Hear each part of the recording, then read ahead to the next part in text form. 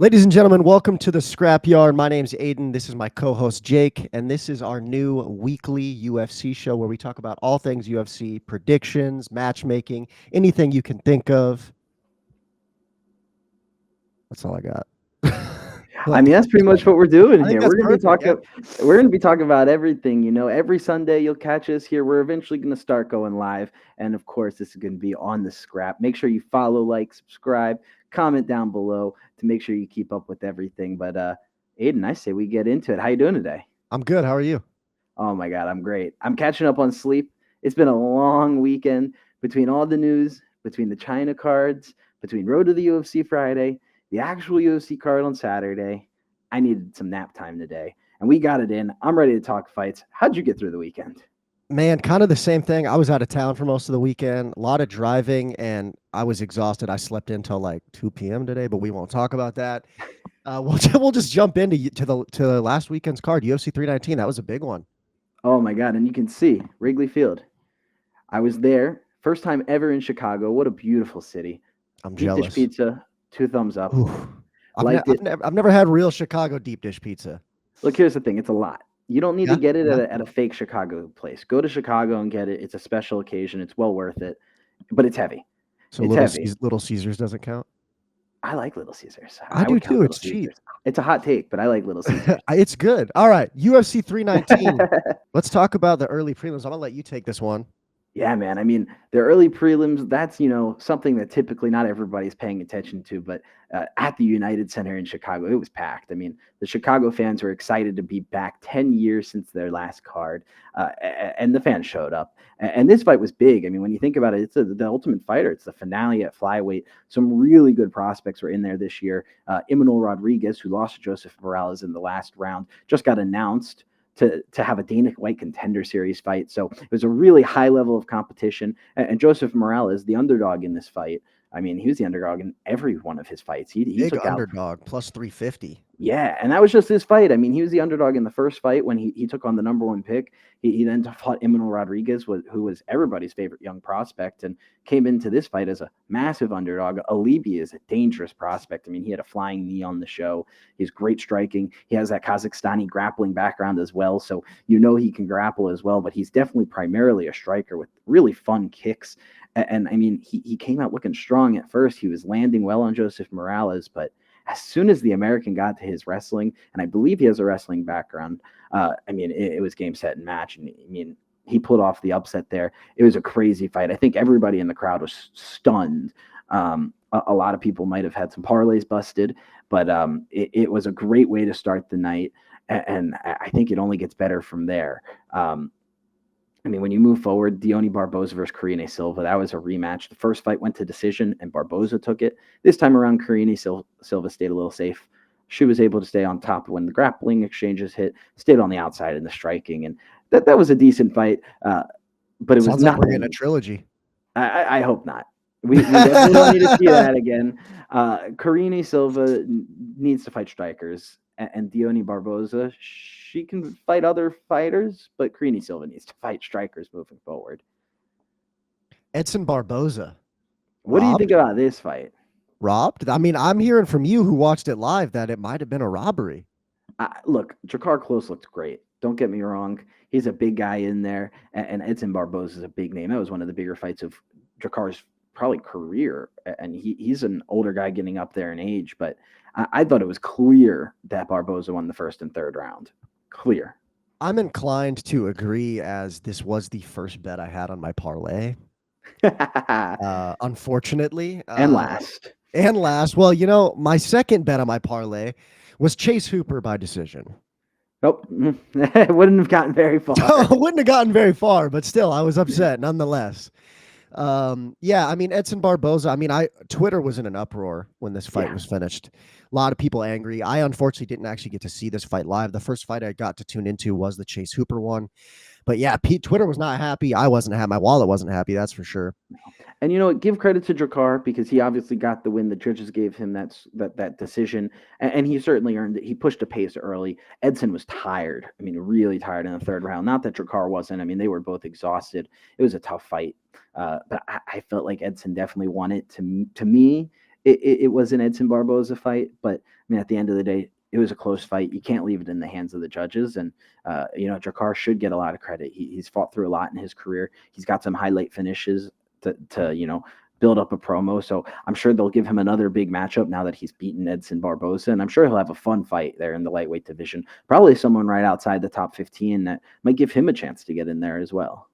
Crazy tattoo on this guy, by the way. On Edson? On Jakar, yeah. I just noticed that. I was like, oh, okay. Anyways, Chase Hooper.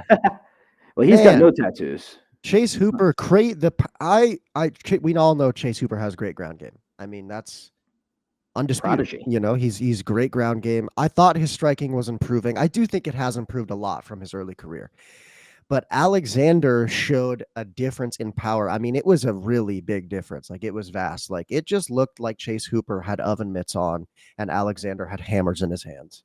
And I like Chase Hooper a lot. I want to see him beat ranked guys. I want to see him go on a run, but maybe he's just too young. Maybe he needs more time to develop. I don't know. What do you think?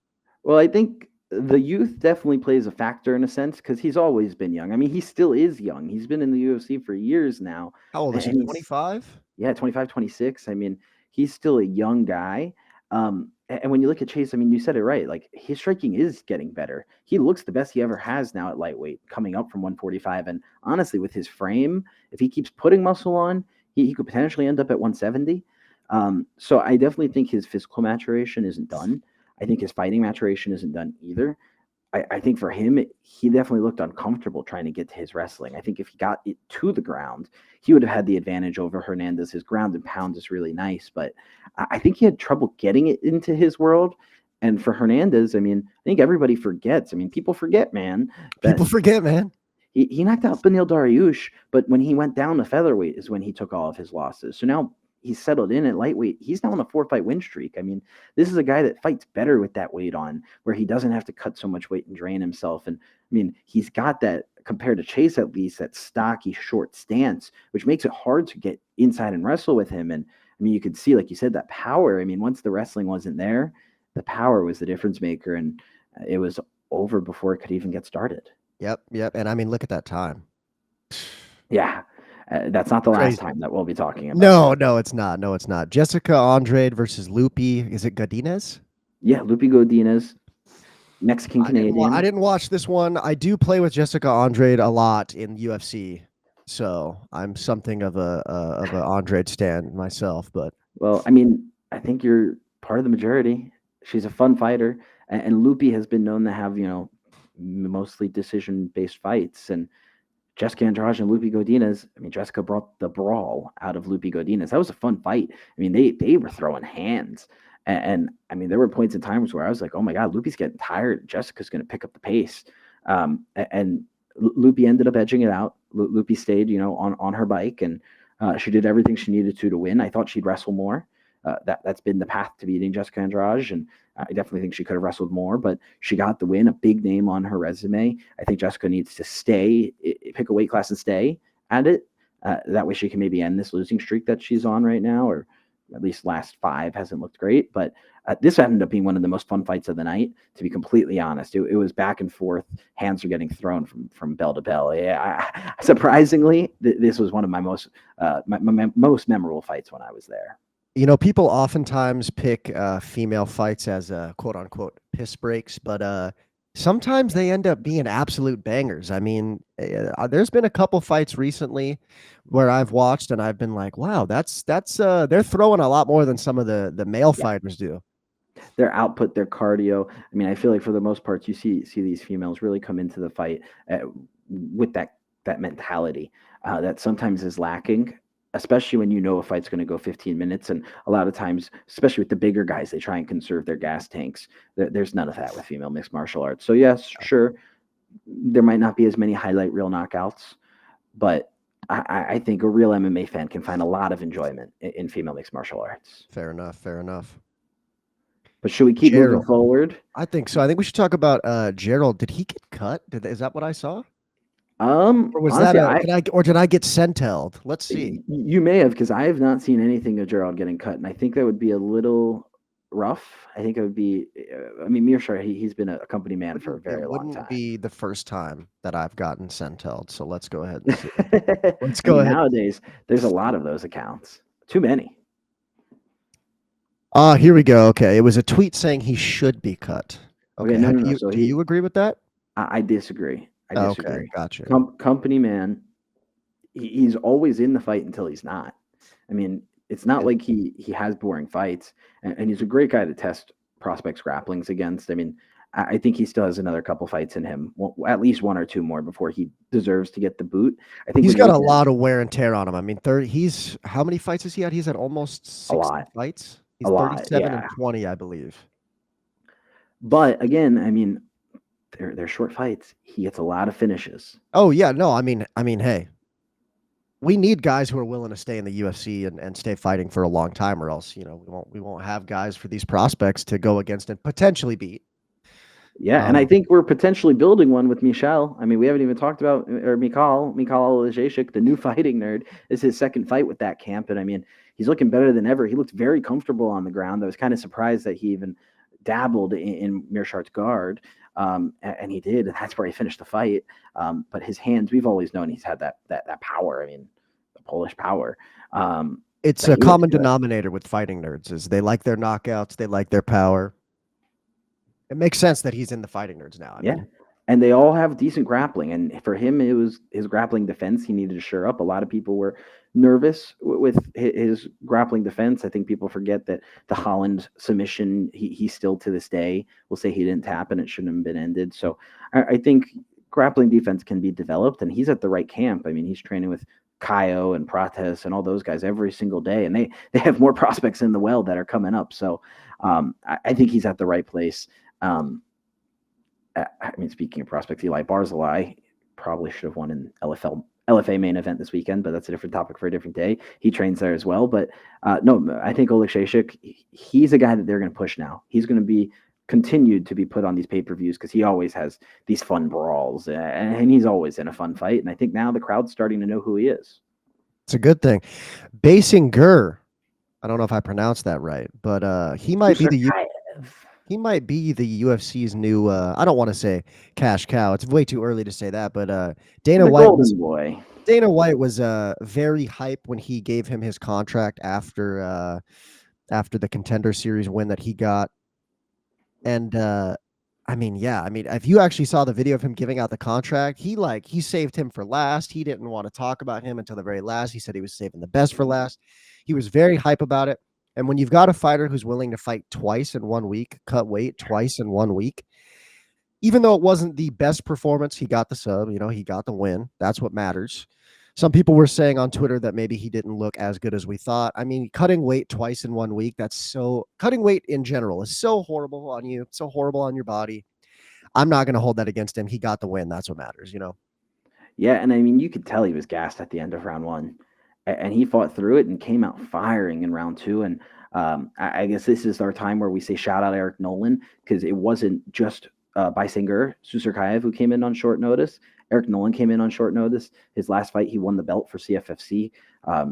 He's a guy that's been through the ringer. He's got a couple losses on his record, but he always puts on fun fights. Former Marine, so you knew in America, he's definitely going to come and take that fight and give it his all. He didn't quit until, he didn't really quit at all. I mean, until his body gave out. And so credit to Eric Nolan. He was fighting up a weight class too. So it'll be interesting to see what happens when he fights a 170 pounder. He told Susurkayev at the end of the fight, he was like, man, you're big. Like I'm never fighting at 185 again. Yeah. And I get it.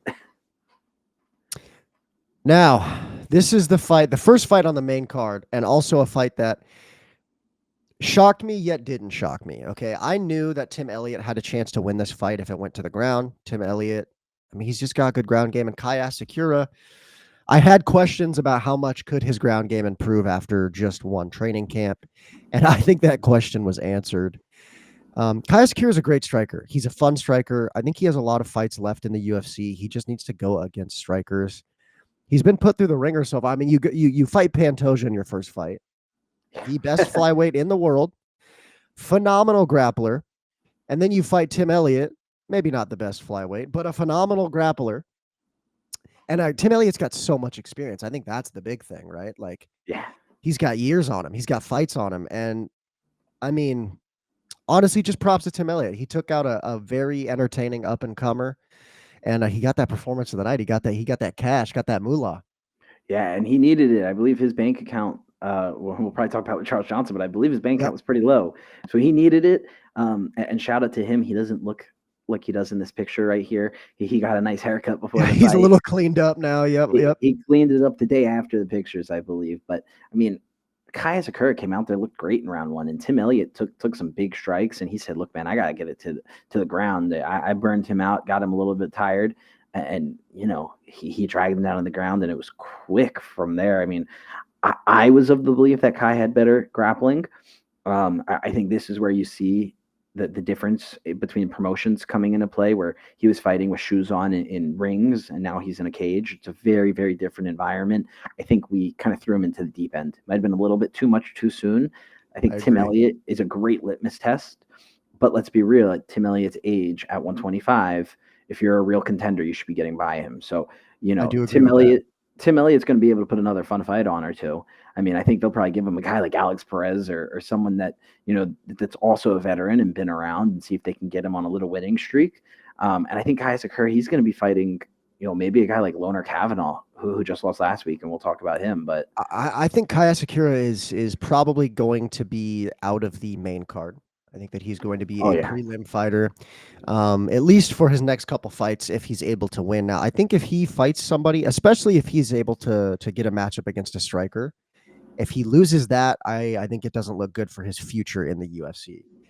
Yeah, if he loses a third in a row, he's probably gone. I think his fight's a shoe-in for definitely not a main event, definitely not a main card on a pay-per-view. I would even say he'd probably be a featured fight or something on a Vegas Apex card.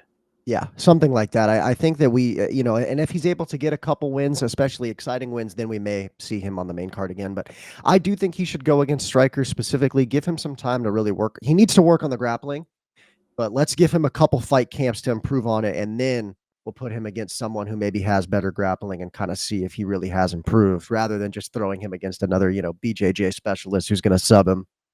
100%. But another big underdog here to start the main card. A nice finish to add to the total of finishes there.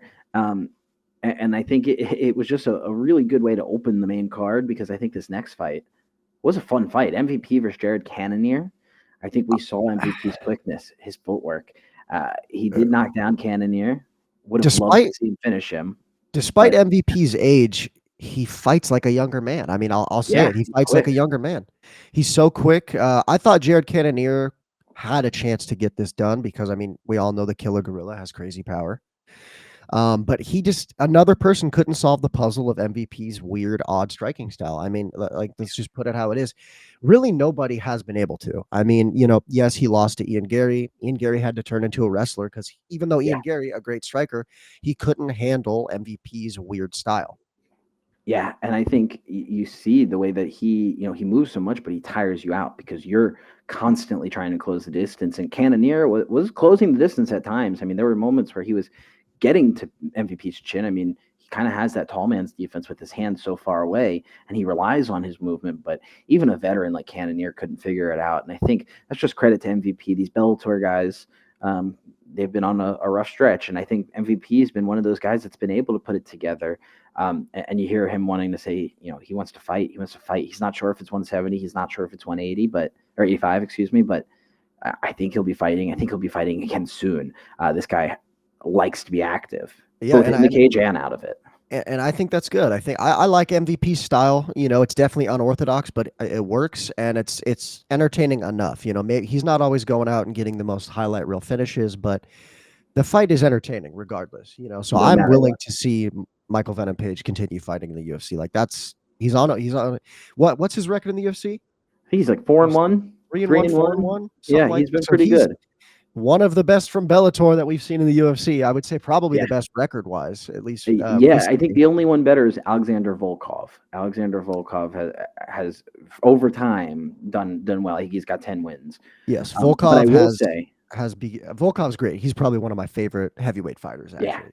Yeah, former champ there too. But I will say, before we move to the next fight, I do think MVP, the one thing that people need to remember is, yes, his style's fun. He moves around. He's got that karate flow, but he is a point fighter. He does not finish. He had Yes. Cannonier on the ropes. He could have gone in for the kill. He decided to emote.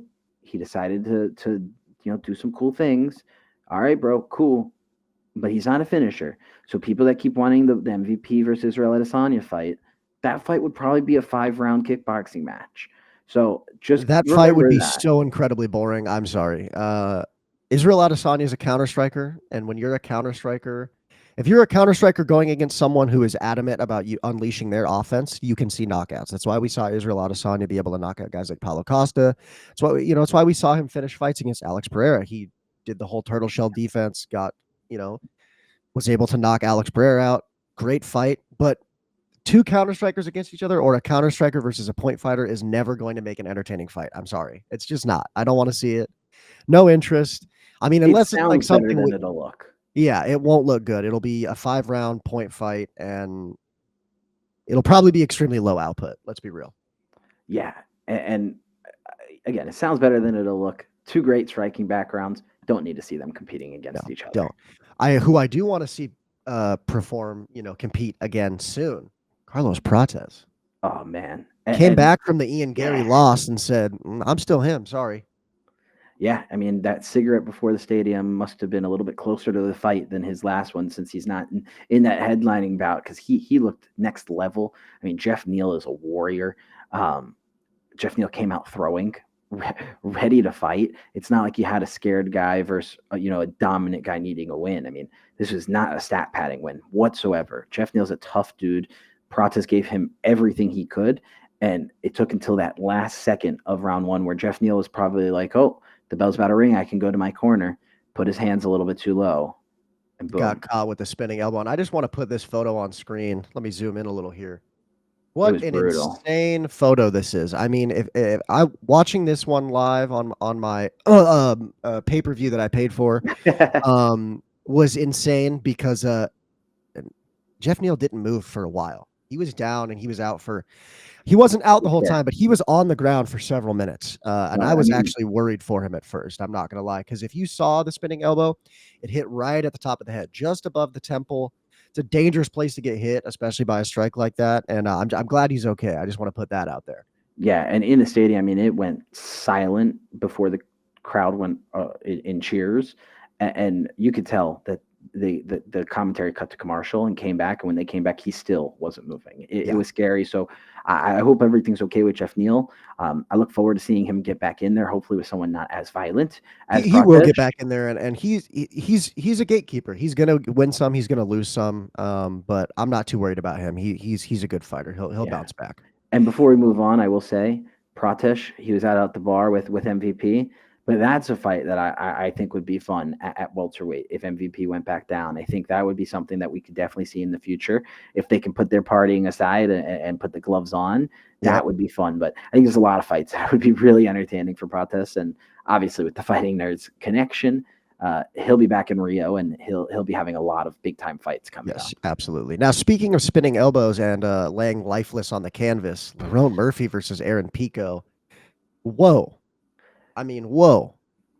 And this is a point in the show where I say I wish we had one last week or the week prior to this, so I could say I told you so, because how in the world was Lerone Murphy undefeated in the UFC, And an the underdog.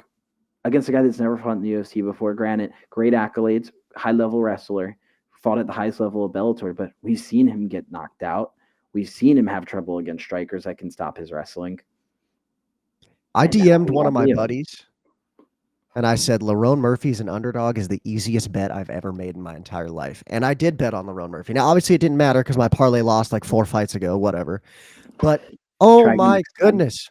Oh my goodness. When I saw that Aaron Pico was the favorite, now I know Aaron Pico's a good fighter. I thought that he had a chance to win this fight, but if you watch the Lerone Murphy versus Josh Emmett fight, a lot of the strikes that he was able to hit Josh Emmett with, I knew he'd be able to hit Aaron Pico with, because Aaron Pico has that low guard. He tries to go for the body a lot, and he tends to rush in.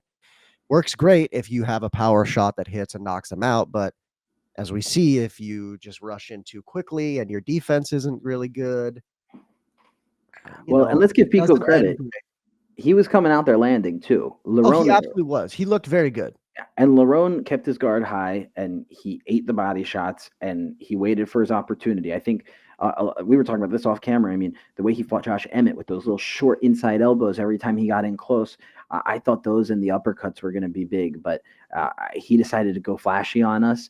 Even that shot, And Herb it Dean was a worked. little bit slow. Herb could have gotten in there a Hey, little hey, bit quicker. I'm not a huge MMA guru fan, but he has a quote that I love. Herb Dean sometimes is in the bleachers when these knockouts happen, and he has to come running in. It's crazy. I do like Herb Dean. I'm not a Herb Dean hater, but maybe he needs to be a little closer to the fight sometimes. But Well, I happen to like MMA Guru, so shout out MMA Guru, retweet us.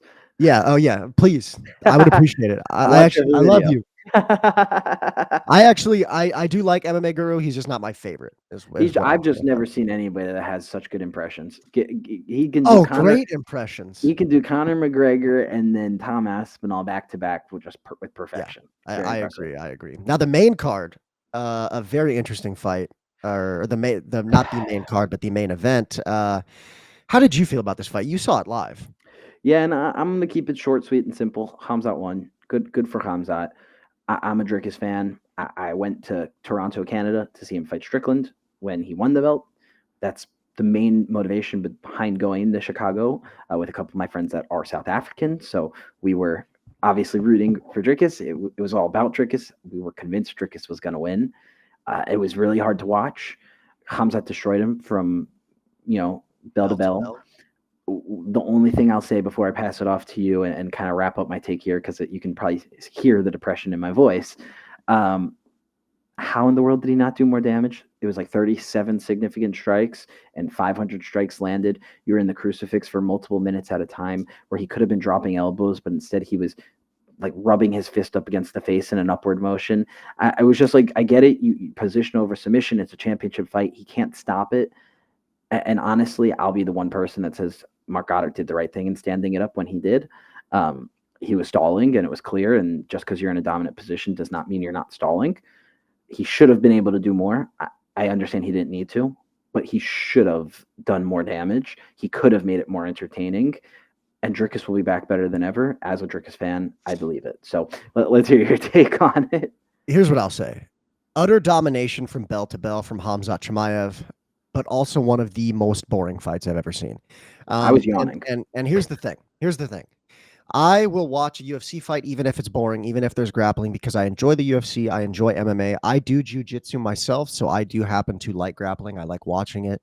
However, I am not a fan of sitting in a position that you can hold and not laying down heavy strikes, not going for a submission, or not at least trying to advance. Obviously, you're not going to try and advance from crucifix. It's one of the most dominant positions you can be in, but I mean, if you're in the crucifix, use it. Yeah, exactly. Use it and try and finish the fight. I don't have a problem with grappling if you're trying to finish the fight. It's one of the reasons why I actually found Khabib a little more entertaining than most, is because, yes, he was praying for your legs. He was hugging for you, but he was laying down ground and pound. He was trying to submit you. Like, that's the stuff I like. And usually Khamzat does that. Usually Khamzat goes to the ground and his goal is to choke you out or break your teeth like he did to Robert Whittaker. Like, he's trying to end you.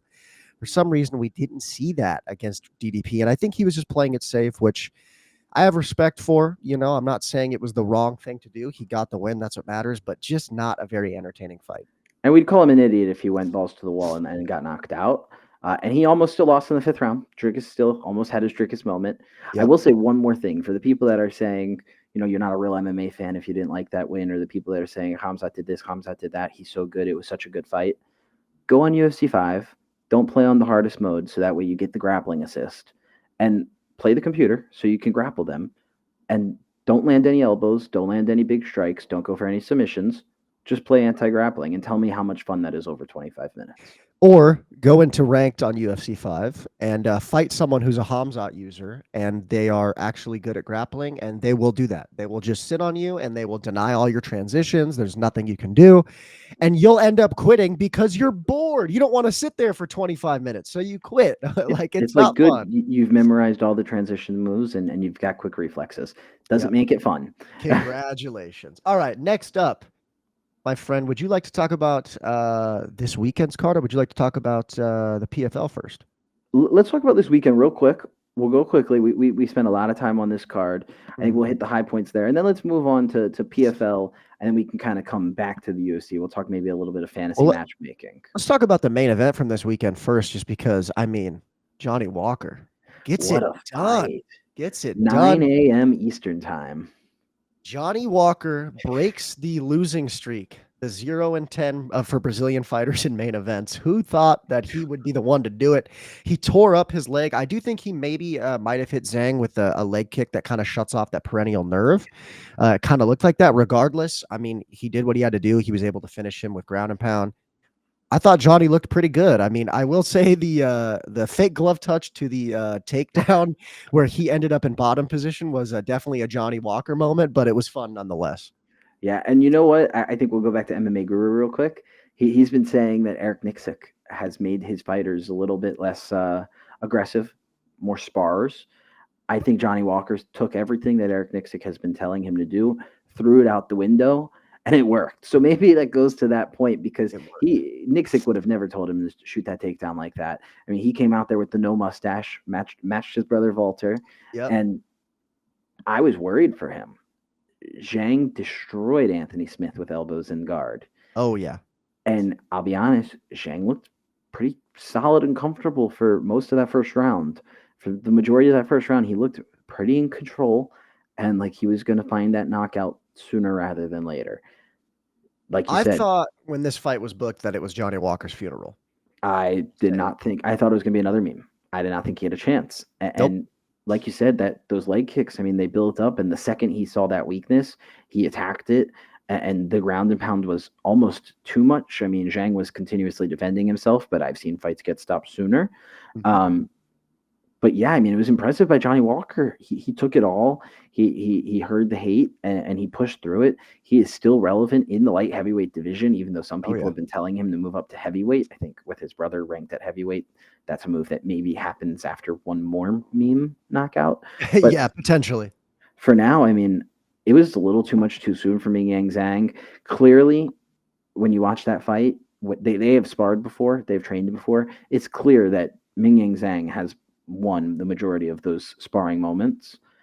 It was also clear that Johnny Walker knew that there was going to be stuff to take advantage of, and in a real fight, he would be able to outdog him, and he outdogged him. I think Zhang wins this fight probably 7 or 8 times out of 10. Probably the vast majority. I think on paper Zhang wins this fight. I just think Johnny Walker doesn't know how to read. I think that's kind of one of those moments where Johnny Walker just said, "Yeah, he's either gonna get knocked out cold, and it's going to be the funniest thing you've ever seen, or he's somehow going to beat someone he has no business beating." I think that's kind of where we're at with Johnny Walker's career at this point, but entertaining nonetheless. Entertaining. And I will say this about Johnny, little talked about point. He had the new dad strength. Dad strength plays a role. It absolutely does. So it was a fun fight, and that was a shocker to start. Well, I guess to end everybody's morning. Yeah, but it was. I woke up to seeing that he won, and I was just like, "What?" Yeah, I felt like a real European fan. I mean, I got European friends who get up early, 2, 3 in the morning, midnight, whatever it is, every week to watch the UFC. I felt like I was in Europe, and you know what? I enjoyed it. It was fun. I was in bed. I got a little tipsy the night before. I was sleeping. Anyways, let's talk about 1 hour. 1 hour yeah, brother. No, thank you. Let's talk about the co-main event. The fight that almost didn't happen. Probably shouldn't have happened. Probably shouldn't have happened. For those of you that don't, I'm not there. But shouldn't have happened. For those of you that don't know, Brian Ortega missed weight very badly. Not the first time he's missed weight in his career. Won't be the last. I can almost guarantee it. But Brian Ortega not only missed weight, it was reported by several news outlets, even pretty trusted news outlets, ones that usually have the right information. They were saying he collapsed. They were saying he went to the hospital. They were saying this fight was canceled. Well, he comes out, weighs in at 153 pounds. They change it to a catch weight bout at 153. Aljamain Sterling obviously looked great on the scales. Brian Ortega looked like he was dying. He could barely walk up to Aljamain when they were doing their face-off. He looked like he didn't look like himself at all. I mean, he looked like a shell of a man, really. It was scary. And to think that, they kind of were keeping it under wraps. They were I mean, understandably, not talking about it.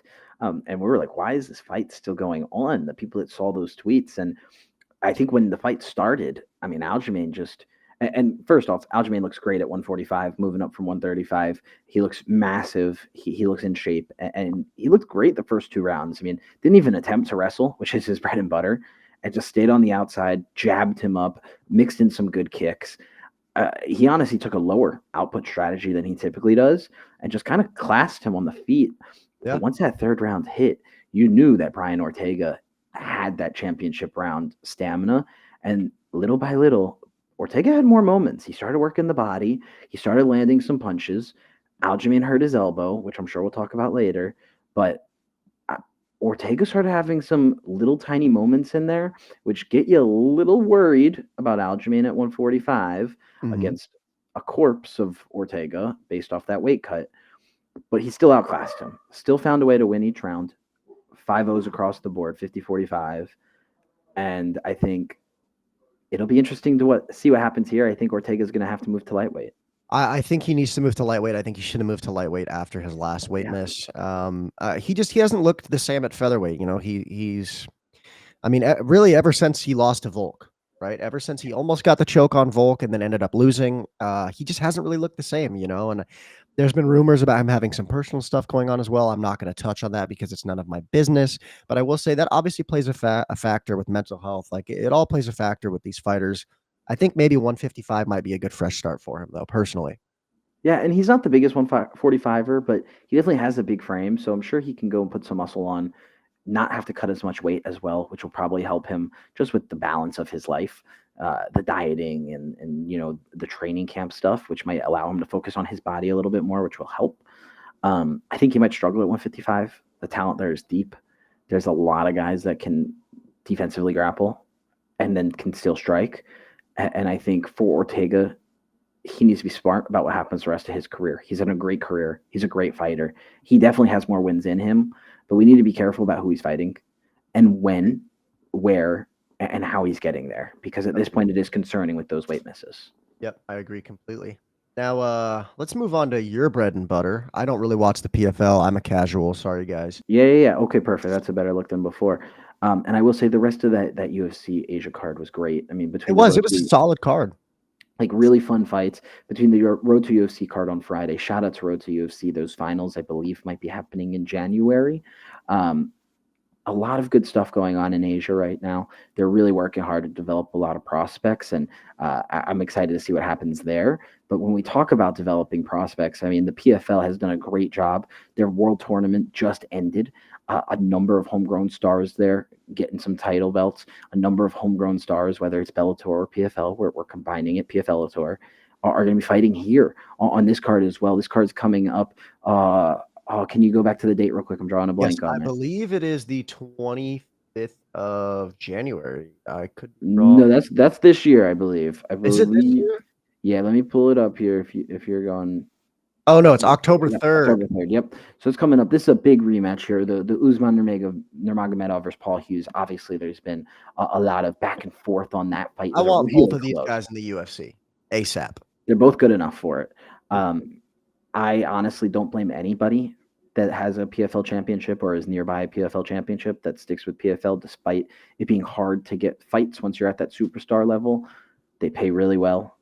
You're fighting quite often if you're in those tournaments. That $500,000 paycheck at the end of the tournament is probably well worth it at the end of the day, and you're not necessarily fighting as many warriors and killers that you might fight in the UFC. Regardless, this card's going to be great. I guess we'll just stay with the main card while we're here, and we can go back to the prelims at the very end. But I think there's some really fun fights here. I mean, obviously the Usman-Paul Hughes fight was close. I thought Paul Hughes won it personally, 3-2. It was super, super tight in that original fight. This is what people are watching for. Let's just be honest. That's what people are there for. There is another title fight, though. Light heavyweight, these world title fights, I believe, are world title unification fights. I believe the way that PFL words it is you get a tournament belt, and then the tournament belt makes you a world champion, but then you can become the actual PFL title holder in these super fights. So I think that's kind of their thing. You win the tournament, you win the regional tournaments, you get into the world tournament, you win the world tournament, you get the super fights on the big cards. And that's what's happening here with Dovlet. Dovlet Yakshimuradov won the last tournament at light heavyweight. Big knockout win over Impa Kasanganay to get the win. He's fighting the former title, or well, I guess he's a current title holder here, but former Bellator title challenger, Corey Anderson, illustrious career, great wrestler. This is an interesting fight because Dovlet is small for light heavyweight and Corey's big for light heavyweight, but their styles are perfect matches. I mean, but wrestler, striker, that's going to be a fun co-main event. And if you're here for the main fight, that co-main fight's going to be right up your alley. Fantastic. Any other ones you want to talk about here on the main card? I mean, we can hit them real quick because I think Archie Colgan and Lewis McGrillen, those are two big-time prospects. Lewis McGrillen's been coming up through that UK regional scene, still undefeated, fighting former UFC fighter, the Don, Callan Loughran, who's a really tough opponent. That's going to be a fun fight. J.J. Wilson also was supposed to be, I believe, in that second round of the tournament, but an injury pulled him out after a really impressive first-round win. And now Archie Colgan, he's a Bellator guy prospect, so that's going to be a really fun fight. And then, of course, Magomedov, you see the OV, you see the beard with no mustache. You know exactly his game plan. Brother, he's who really this guy? good at it. Yes, and he's good. He's one of those guys, and he's fighting Sergio Pettis. That's a name that obviously he doesn't fight as much anymore, but everybody recognizes that last name. So that would be a big win for Magomed. We'll see how that fight goes. I think you'll see a lot of grappling there. Crazy take. But I think this main card's fun. I think the prelims we can talk about real quick because there are some fun fights there. I think when you start at the top at heavyweight, Puya Romani versus Slim Trabelsi, two big boys. They're going to go down and swang and bang. So that'll be a fun fight at heavyweight. One of those guys will probably end up in the tournament next year. And I wonder if the heavyweight tournament next year might have some sort of Francis Ngannou stipulation because this year it did not. We don't know what's happening with his relationship with PFL right now. He was not at PFL Africa. Don Davis said some comments, and then he made some comments on Ariel Helwani. As someone who doesn't watch PFL, that was huge. All over my Twitter. There's some drama going on there that I'm, as a non-PFL guy, I'm wanting to know more about. I'm staying in touch with it. And the one fight that I'm very curious about on this one as a non-PFL guy, not to cut you off, Artem Lobov is fighting. If you guys don't know, the whole Conor McGregor throwing a dolly at a bus incident is because of this guy. It's because Artem Lobov got slapped by somebody. I don't remember. It was someone on Khabib's team slapped Artem Lobov or whatever. And basically Conor lost his mind and it led up to the whole Khabib fight. It started the whole beef, started everything. And Lobov hasn't fought in how many years? 7 maybe. Long time. That's a lot of ring rust you're going to have to get off. And Zubair, I believe, fought more recently, but he also hasn't fought in a while. This is a rematch, by the way. And as you can tell, it's a catch weight because these guys are older off the couch. Yep. But I think just to finalize the point that you said there about the Conor McGregor thing, the really interesting thing with Artem Lobov right now is him and Conor aren't friends. He believes that Conor owes him ownership stake or money or something in his whiskey, and Artem also is saying that Flip a 12. Yeah, well, they've made so much money off that. But then Artem's also said that Bare Knuckle owes him money, and Bare Knuckle said that you're wrong. Like they came out and they were like, "This is lies." But that's going to be an interesting fight. I don't want to call it fun because we haven't seen them fight in a while. But it might be horrible, but it might be like so bad it's good. You know, that's a fight that originally I think they put on the main card. And I think they got a little bit of backlash. So now it's on the undercard. I think people will tune into the undercard, though. And that's the most recognizable name just to kind of move forward here. I mean, you'll see a lot of flags that you might not traditionally see in MMA. And these are guys that have come through their other leagues, whether it's PFL MENA, PFL Africa, PFL Europe. Some of these guys are coming through there. There's some other names that you might recognize, Azumi Versensi, Azaela Juge, a couple names that you might recognize that aren't as tournament related, but some big fights here. Some guys that they are working on promoting. Jarrah El Sawali, as you're seeing on the bottom there, he's one of those guys that they've really been pushing. And so is Omar El Dafrawi. So I think there's a couple fights on there that you might not know enough about these guys yet. You might not know who they are at all, but I think these are some fights that are worth tuning into. You can see it's a lot of lightweight fights. So we know where they're putting some focus in, trying to figure out who's going to be in that tournament next year. But I'm excited for this card. It's always fun when you get some PFL mixed in with the week. This isn't too far away, so you don't have to wait too long. right now is the sweet spot right now with MMA.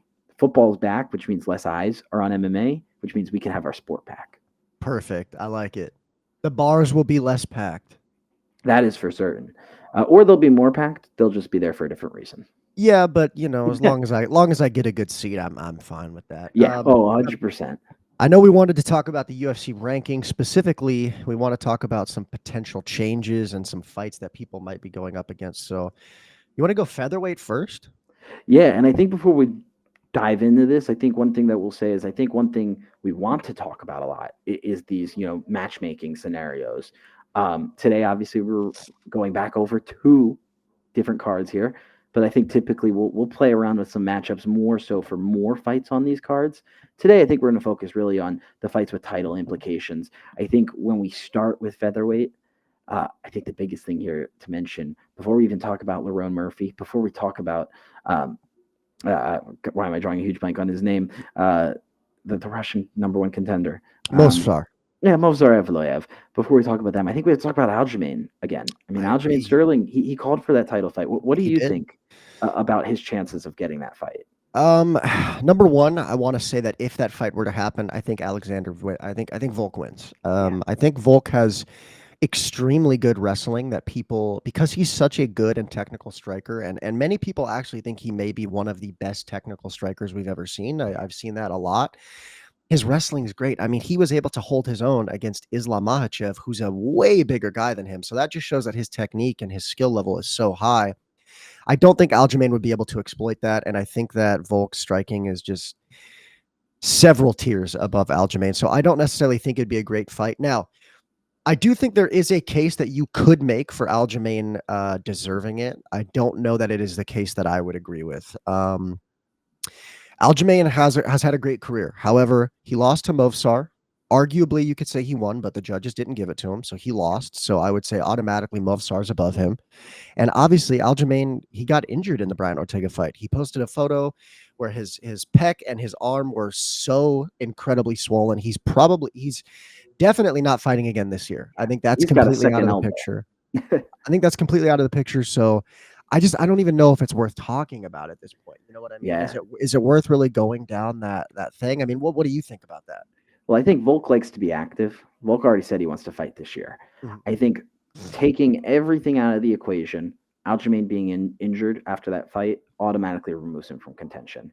Yeah, Then you talk about that case you mentioned, former champion, defended the belt, moved up a weight class, has gotten wins, all borderline legend of the sport. I say this with all due respect to Aljamain because he certainly deserves the respect, but hmm I don't think he is next in line. I think, no, like you said, Mavzar is ahead of him. I think Lerone Murphy, after that spinning back elbow, he probably already was neck and neck. I think Mhm. that put Lerone Murphy light years ahead. And I I agree. also think the winner of the John Silva versus Diego Lopez fight, potentially, if that's a good fight, which it should be, if that's a good fight, I think that winner also is ahead of Aljamain in the pecking order. What I I'd agree. love to see, because we know Mavzar doesn't have a lot of activity, I'd love to see Mavzar versus Aljamain run it back. Or I if think that Diego could be a wins, you great could fight. see Diego versus Mavzar as well. But I think we need to see, and I'm sorry to cut you off there, but I No think we worries. need to see some some fights there at the top. And I think Lerone, he's 34, undefeated in the UFC. I think he's 9-0-1 or 10-0-1, something around those lines. He's next. He who deserves the shot. He is who should get the shot. And I think he's also the toughest fight for Alexander Volkanovski if they were to fight today. I'm gonna agree with you. I think Lerone Murphy should fight. I mean, Volk's already called for him. Yeah. Larone's also called for him. They said they want to fight in December. I say we book it. I say we make that fight. I think it's a good fight. Where I think I could see a path to victory for Lerone Murphy. I wouldn't bet on him personally, but I could see a path to victory, right? And that's something different than someone like Aljamain. I don't see a path to victory for Aljamain personally. Well, let's break it Um, down real quick because I think the thing with Volk is he's got those abnormally long arms for his really short frame. yes, yes. I So think that we're helps him.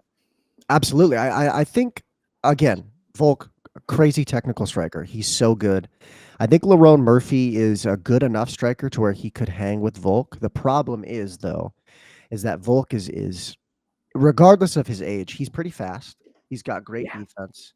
He's really good at rolling with punches. He's really good at slipping punches, and I just think I don't know that Lerone has the act. Lerone is typically more of a uh, counter striker, right? He's more of a low output kind of guy, and Volk likes to mix in the wrestling a lot, even if he's winning in the striking. He likes to throw in the wrestling just so you know he's got it, and you know that he can Yes. take it there. So I could absolutely see Volk potentially winning in the striking or even losing in the striking and saying, you know what, screw this, I'm going to take him down and show him who's boss. And I don't think I've seen enough from Lerone Murphy's ground game to say that he has a better ground game than Volk. I just think Volk has arguably some of the best ground game in the division, even though he's known as a striker. Well, I'll put it to you this way: if Volk goes to the ground game, he wins. Yeah. Lerone, the problem with Lerone and why he was the underdog of Pico is he does get taken down, and we saw that with Pico. He was susceptible to that. He got up. He did show some good defense eventually, but he does get taken down. Mm-hmm. So if Volk gets grappling, that's where Volk can probably get the finish. Otherwise, I think the boxing is going to be pretty close. Because of Volk's long arms, he's not going to need to get inside as much, which is where, as we've seen, Lerone is dangerous and tight in the striking. Yes. So if Volk can stay on the outside with the striking and mix in some grappling, that's how he wins. If it stays standing the whole fight and Volk struggles to get inside, struggles to land his strikes, because like Volk, Lerone rolls with punches well. I If could see that Lerone happens, outpointing him. it could be a really tough fight for Volk. Whereas I think Mavzar, you know the game plan. Don't let him take you down, Yes. outpoint him. Yep. With Diego and John Silva, it's push them to the tight championship rounds. Don't let them grapple you. Stay in the dominant positions. Yes. But with Lerone, I think it's a little bit more of a complicated matchup. And I think that would be really, really fun to see. Yeah, and as for Mosfar, I want to say he deserves the fight, but I can't. He's pulled out of so many fights.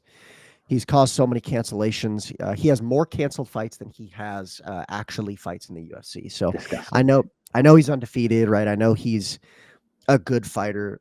He's not super entertaining. 0 finishes in the UFC.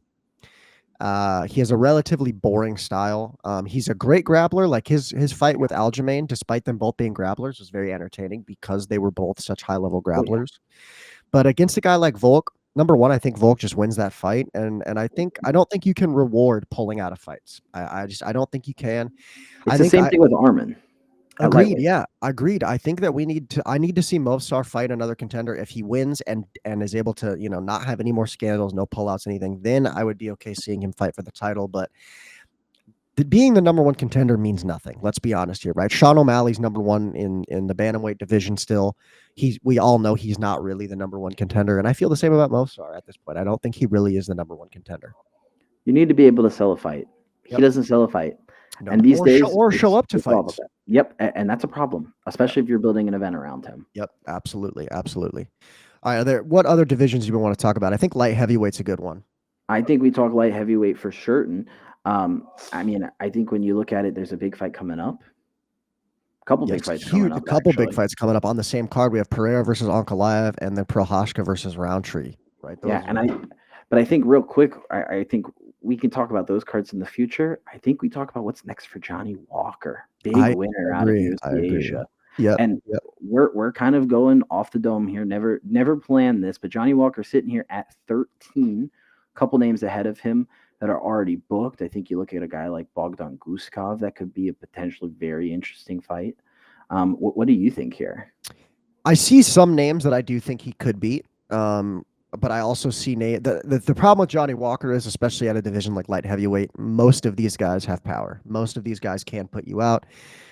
Johnny Walker has no chin. Let's not sugarcoat it. Do I think he could win some of these fights? Yes, I do. I think he could beat Nikita Krylov. I do believe Krylov is already booked, though. Yep. And then as for some other names, like I think Dominic Reyes washes Johnny Walker. I don't even want to see that. A rematch between Jamal Hill, a big ranking disparity, but I actually do kind of want to see that. Jamal Hill has kind of fallen off. I mean, let's be honest here, right? And I think that Johnny Walker has the style to where he could beat a guy like Jamal Hill. However, Jamal Hill has the power. We've seen it before. He knocked out Johnny Walker. But I do think that would be a very interesting and potentially hilarious run back of things, I think I just figured out the fight. Let's hear it. Because I had to just double check, make sure they hadn't fought yet. But a guy who just got knocked out twice, I believe, Alexander Rakic. Oh, that would be a huge ranking jump for Walker if he's able to get that win. But both of these guys need wins. I mean, Walker just got the win, but Rakic needs a win. Walker's a veteran. I mean, if he's going to get up in the picture, I mean, he's got to take those boosts. Absolutely. That's one of the few guys in the rankings that he hasn't fought yet. Book it. Let's see it. I would be down. I say either him or Rakic. Or, I mean, him or Guskov are the two fights that I throw out there for Johnny Walker. I think both of those would be really fun and violent fights. Fair enough. I'm in.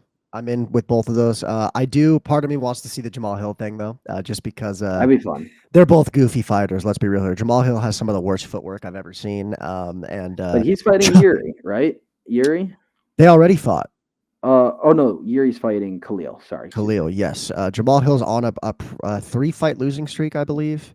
Yeah. So I mean, it could be a good matchup here because he's fought some good strikers. Here's a guy that might not be as good of a striker as everybody else, but still gives you that fun stylistic fight that the matchmakers have been looking for. And it could be some get back for Johnny Walker, right? So if he can keep the streak, I mean, maybe he'll get a heel hook like his brother. That would be insane if that happened. I would be very hype if that happened, though. I'm not gonna lie. I think that was his plan at the start of that fight. I think he thought if he could get Zhang down, he was going to pull the heel hook. That would have been crazy. Conspiracy theory. I like it. Now, there's one more division. I think we should talk middleweight, and then I do want to talk about lightweight a little bit, just because it's such a jumbled mess. Absolutely. Let's hit middleweight first. I agree. So, what do you think's next for Dricus? Absolutely. Well, I think Dricus, for a fact, we know that he's going to turn around quick. He's going to want to be able to get another fight in. No, I mean, he took 500 strikes, but he didn't even have a black eye. Yeah. No cuts, nothing. So I think he'll fight soon. I think the thing is the division's pretty cluttered. He's not fighting Strickland again. He's 2-0. Nope. I don't think Israel really wants that fight. I don't think he's fighting Israel again. Nope. I think you could look at the loser of Imavov Baralho as a pretty easy fight to make. The timelines will be similar. I think you could see, depending on how that fight ends, I think you could see the loser of that fight, being able to turn around January, February next year, which is what Dricus is targeting. But if we're not talking that fight, I want to see Reinier de Ridder. I was just going to say, I think you could do the loser of RDR versus Anthony Hernandez. Which would be fun, even if RDR wins, you could do RDR versus Dricus. Yes, if they're going to give that title shot to someone else, if they're going to give it, and here's what I see happening: if Imavov beats Caio, I think Imavov has that title shot next. I agree. I think if Caio wins, I think the door opens for the winner of RDR, Anthony Hernandez, to steal that shot. I think that's fair. So I think you'll see Israel versus Strickland fight again. So I think that's a fight I'd like to see. I'd like to see that rematch. And I think it would be really fun, a lot of hype. So I think we're pretty in lockstep there. I think the most likely thing, because I do think Imavov beats Baralho in Europe, which we'll talk about next Sunday. Tune in. But I do think if Imavov gets that fight next, I think Baralho or RDR or Fluffy, whoever's timeline lines up the easiest, you get that fight to Dricus, because I do still think that the UFC wants to take a card to South Africa. They need to keep Dricus relevant. He's not getting the next title shot. We know it. He might need to get 2 wins to get that rematch versus Khamzat based off how this fight went. Yes. But he's still alive. I think had it not been as dominant on the scorecards, I do think that Dricus could have turned around and gotten the immediate rematch. I do kind of like that he's not, though. I think immediate rematches should be reserved for either dominant champions or like a super close fight. Like, let's say Dricus lost on one judge's scorecard basically by like 1 point. Okay, well, we obviously got to see that again, Yeah. But I think Dricus, I do think Dricus can beat Khamzat. I do think he can. But the game plan wasn't there. I think he needs to go back to the drawing board. Who do you think Khamzat fights? Jiu-jitsu off his back. Yes, I agree. We know Khamzat's probably going to fight either Imavov, Baralho, Hernandez, or de Ridder. Like, it's one of those 4. It's got to be. I think it ends up being Imavov. I think he beats Baralho. I think the win over Adesanya is that definitely. Yes, absolutely. So I think he has the highest floor. I think if Caio wins, I think he has a really good shot at that fight. I do think the winner of that fight has a leg up on Fluffy versus RDR, but I think those guys are waiting, and they're close. They're really, really close. Now, I don't want to change the subject, but we're almost at an hour, and I know we want to Yep. talk lightweight. Yep. Can you pull up the picture of the PFL champions real quick before we talk lightweight? Yes, sir, I can. Because I do want to shout out something real quick. As we alluded to earlier, the PFL World Tournament season for 2025 has ended as of, I believe it was this past Thursday night that the card was. 3 new champions were crowned: light heavyweight, heavyweight, and middleweight. Some really good champions here, because these are the winners from this past week's card. Oleg Popov, he had a great season this year. He's the heavyweight title winner. Last time there was a heavyweight title winner, it was guaranteed a Francis Ngannou matchup. That has not been promised here. He beat Romanov in a really tough fight. Romanov was coming on strong at the end of the fight, which I don't think anybody had on their bingo card. But shout out Oleg Popov. Shout out Shoeface Antonio Carlos Jr. He also won a couple years back. He's had a resurgent year this year. Some really violent finishes, and he looked really, really good this past weekend, or this past card, because I can't say weekend, it was a Thursday. But the big highlight that everybody saw was Fabian Edwards headshot bang. 1 year, or not 1 year, but 2 years to the date. I believe it was 3 years. Yeah, but the exact same day as his brother getting that headshot. The KO heard around the world. The headshot dead, yeah. So Fabian Edwards with an unbelievable win. He was losing that fight 2 rounds to none to Dalton Rosta. People talked about how it was kind of flawed that the PFL showed Dakota Discheva, Dalton Rosta's girlfriend, right after. I did see that. Yeah, I don't love that. I get it, but I don't love it. Yeah, I mean, I don't think anybody was thinking. I don't think it was malicious. I think it was just kind of one of those things that they caught a good view, and the producer said show it, and no one realized, hindsight 2020, what would happen.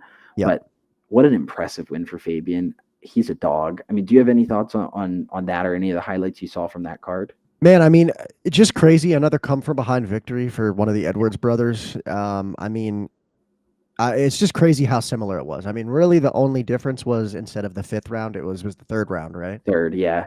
That fight wasn't going to get to the 5th round based off how quickly Dalton Rosta's gas tank was diminishing. But yeah. So, I mean, you can't be mad at it, right? Same kick. I mean, the same way that Fabian picked up Leon after he beat Kamaru Usman. Leon did the same thing to Fabian. So, I mean, it's like they're brothers or something. No, I don't think so. I think you're tripping. But I think it's just a really cool moment for them. Yeah. And one thing before we move to the top of the screen, because I do want to shout out my boy up on the top of the screen, but we already know Fabian's next matchup. Costello Venstinas is going to be his next matchup. That fight might be in Spain, I think is what they're hoping for. Regardless, put that fight in Europe on a big card. Obviously, Costello Venstinas just beat Johnny Eblen, probably lost at least 2, if not 3 of those rounds, and came back in the 5th round with a big choke. That's a big fight that they're going to be promoting, I'm sure, for the next few months until they have that fight early next year. And again, put that in Europe, and that's going to be something that will have a lot of fans. So that's a fight I'm looking forward to in the PFL in the future. Fair enough. But we'll go quickly here because Movlid Khabulaev, he had a good season. Great championship winner. Great wrestling. Everybody kind of knows his game plan. He had a great season. Same thing with Liz Carmouche. She's a veteran. She fought Ronda Rousey, and now she's in the PFL winning championships at old, I forget what age she is, but she's somewhere around 40, and she's winning fights. She outclassed Jenna Bishop. Alfie Davis had a great season. He beat another Russian dude, and he was the underdog in his fight before that, the underdog in this fight. No one thought that he could do it. He put his fun style out there, showed the dog in him, and that's a guy that I think is going to put on some more fun fights in the PFL in the future. Similarly to Marcelo Alves, that guy has had a career resurgence. In the early portions of his career, he couldn't grapple to save his life. Now he is showing amazing counter grappling, amazing defense. He even showed a little bit of offensive grappling himself, and just was dominant all season long. Just absolutely dominant. And Justin Wetzel, shout out to him because he's a dog, but really good win for Alves. But my favorite PFL champion, if we can dictate those, is a guy I know personally, Thad Jean, the silverback. This guy is 11-0, maybe 12-0 after that last fight, but undefeated. He was not supposed to be in the season, an alternate. He was one of the guys that they've been building up, and they thought that they would give him a couple fights on undercards before joining the season next year. But they needed a replacement. He came in, he got the win, knockout first round, came in and fought Jason Jackson, former Bellator champion, got the split decision win in a really tough fight. and then came out here against a really tough opponent, a wrestler which has been, if you could call it his kryptonite. He hasn't lost to it yet, but he's been taken down. He's been grappled with a little bit. The striking is definitely where he's unbelievably talented at, but he was able to get through the grappling, survive it, land big shots, and get a really strong 5-round unanimous decision win, something that has not been done yet in his PFL career. This guy's a stud. He's a star. If Dakota Decheva is not the face of PFL, he is their face. He is that guy. And he's going to make a lot of noise. He brings so many fans with him to every event. He is one of the most genuinely nice, kind people out there in the sport, and he works his butt off. I mean, this guy is a fighter to the max. And I was so happy to see him win that tournament. He deserved every last bit of attention that they're giving him, every last bit of marketing. This is a guy that if he went to the UFC, people are already talking about him getting title fights. He's young. He's still developing. He might not be top 10, top 15 just yet, but this is a guy that has UFC champion written all over him if he ever leaves the PFL. Sounds like we'll be seeing him in the UFC one day. Maybe. He's making a ton of money with the PFL. Yeah, I mean, it's hard to kiss that goodbye. But I could see at one point in his career, whether it's a crossover event or he is able to get out of his contract to test himself, because he is a competitor. He's a football player. I mean, he's a guy that's going to want to test himself. I think if he can go to the UFC, I think that would happen. And I think he'd do very well. He's so talented. Fair enough. All right, let's talk about UFC's lightweight real quick. Yeah, and take us through this. What do you think? I know you had some pretty strong takes on this lightweight division. Man, the lightweight division is it's a mess. Let's be honest right now. I did a video on my personal YouTube channel, not to plug, but I'm going to, about how I think that the lightweight division is declining. I don't think it is a bad division by any means, but we've got some aging fighters. We've got contenders who don't want to fight each other. We've just got some issues that we need to work on to, I think, get lightweight to be back to like one of the best divisions in the UFC. And I think the main one that I want to talk about is people not being willing to fight each other. People thinking that they deserve fights that they do not. Like, let's just put it plainly. Arman Tsarukyan, I do think he probably has one of the better chances to beat Ilia Topuria. However, when you miss weight in a title fight and you lie about it and say it was because you were injured, and then the UFC comes out and says, oh, he actually missed weight, leaves a bad taste in everybody's mouth, number one. Number two, the UFC is not going to want to reward you for that. I mean, let's just be honest, right? Especially when your second, like your best win, your most recent win is against Charles Oliveira, who just got destroyed by the champion in one round. And many people think that you lost that fight. Many people think Charles Oliveira won that fight. So I don't know that maybe he's the most deserving, but I think that kind of says about like the state of the lightweight division right now. Cause we've also got guys like Justin Gaethje, who's number 5 ranked, coming off of a win against who was number 11 at the time, Rafael Fiziev. Sorry, I don't think you should get a title fight after beating Rafael Fiziev, right? He lost to Max Holloway brutally, not just got KO'd, but he got outclassed that whole fight. Yeah. The whole fight, he was outclassed, and his only win before the Max Holloway fight is against Fiziev again. He is 2-1 in his last 3, and you might say, oh well, that's a winning record. Both of the fights are against the same guy. Yeah, and I think I'll tell you what I want to see, and I'm curious your thoughts, but I think Justin Gaethje, Arman Tsarukyan, Paddy Pimblett, 2 of those guys need to fight. Number 1 contender fight. Whoever doesn't take that fight first, because Paddy's already said yes. So whoever doesn't say yes between Arman and Justin, sorry, bud, you're waiting, because Charles is probably going to fight Max or something of that nature. I'm trying to think what else we had at the top of the division, but I mean, it's Gamrot, it's Beneil Dariush, it's Fiziev. I mean, these guys aren't getting title shots. Oh, really quickly, I just want to clarify. I did misspeak. He did beat Gaethje, or he did beat Poirier. Before that, it was Fiziev. So his most recent win is against Dustin Poirier and Fiziev, which twice. Poirier is a great win, but he Poirier's a great win. Poirier just retired and got beat by Max Holloway, the same guy that beat you. I don't think that is that screams deserving. I don't think it screams deserving. I don't think Paddy deserves it either. But I think like you said, I think Paddy needs to fight either Arman or Gaethje. All right, whoever's like, one of them has to say yes, right? Gaethje had a quote where he said if they're not willing to give him a title fight, he'll retire. See ya. You Deuces. don't deserve it. Deuce, like, get out of here, dude. And Like, I don't want him to retire. I I don't just don't either. want him to play this game. Exactly, and I know he says that the Max Holloway fight was an exhibition because it was for the BMF title, whatever. I mean, whether or not it was for the BMF title, it's still a real fight, and it is going to affect the rankings. It's going to affect your place in line. And you got destroyed by a smaller Max Holloway. I think Max Holloway now, Well, Max Holloway's bigger now. Yeah. adjusted to lightweight, does him He's a big worse. boy.